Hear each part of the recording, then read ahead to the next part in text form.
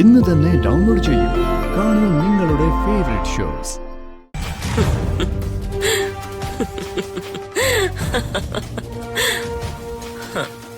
അമ്മയ്ക്കിത് എന്തു പറ്റി? എന്തിനാ ചിരിക്കുന്നേ? എടാ, ആ രാജുവിന്റെ അളിയനല്ലേ അവൻ? അവനെ പാഷാണത്തിൽ കിടന്ന് പൊളയുന്ന മൂട്ടയാ. ഇങ്ങനെയുള്ളൊരു വക്രബുദ്ധിക്കാരനെയാ നമുക്ക് ആവശ്യം. ഇവനെ കൊണ്ടേ നമുക്ക് പലതും ചെയ്യിപ്പിക്കണം. ഒടുവിൽ ഇവൻ തന്നെ കുരിശുമേ കയറി നിന്നോളും.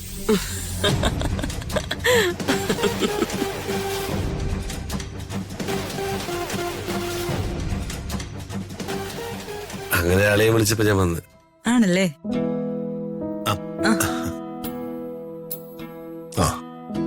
ജയിനെടുത്ത് മുഷിഞ്ഞോ? ഇല്ല സാറേ. പിന്നെ അത്യാവശ്യം ഒരു കോൺഫറൻസ് ആയിരുന്നു, അതാ ജയിനോട് വെയിറ്റ് ചെയ്യാൻ പറഞ്ഞത്.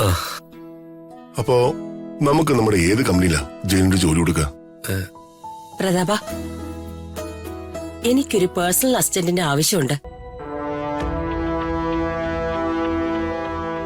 ജയന് ഞാനൊരു ജോലി കൊടുക്കുന്നതിൽ പ്രതാപന് എതിർപ്പുണ്ടോ?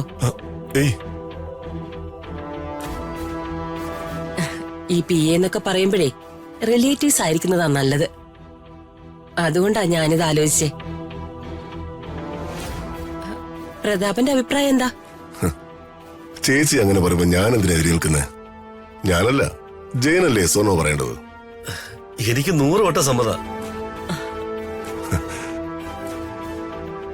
പിന്നെന്താ, അങ്ങനെ തന്നെ ആവട്ടെ.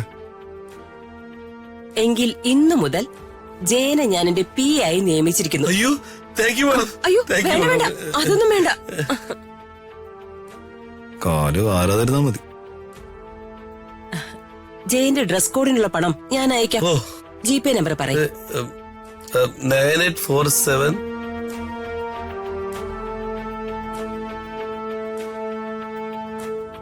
ഓക്കെ.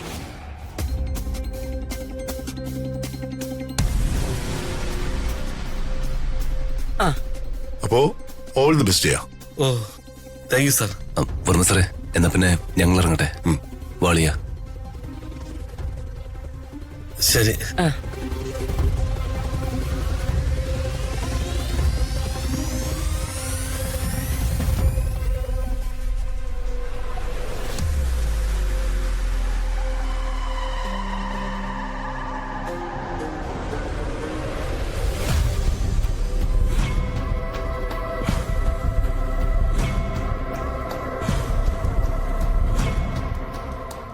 നേരെ ഒരുപാടായല്ലോ, ഒന്ന് വിളിച്ചു നോക്കാം. വിളിക്കാം. ജഗന്നാഥേട്ടാ, ജഗന്നാഥേട്ടാ, ജഗന്നാഥേട്ടാ.